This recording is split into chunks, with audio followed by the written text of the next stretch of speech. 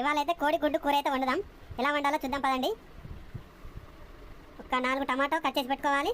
ఒక ఉల్లిగడ్డ కట్ చేసి పెట్టుకున్నాను. ఒక 4 మిర్చి. ఎలా వండాలో చూద్దాం పదండి.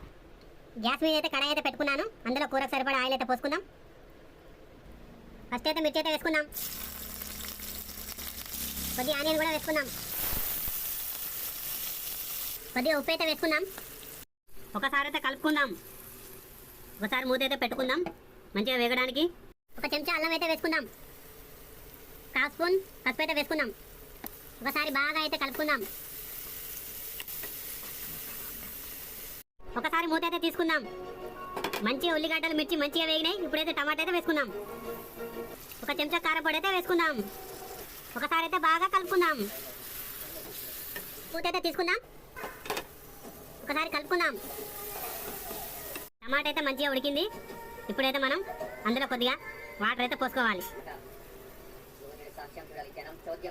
ఒకసారి మూత అయితే తీసుకుందాం. చూశారు కదా వాటర్ అయితే మంచిగా మరుగుతున్నాయి కూర. ఇప్పుడైతే అందులో కోడిగుడ్డు అయితే కొట్టేసుకుందాం.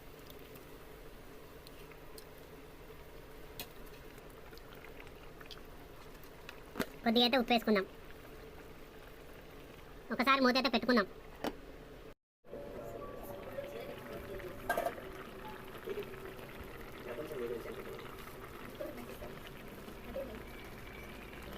కొద్దిగా మసాలా అయితే వేసుకుందాం.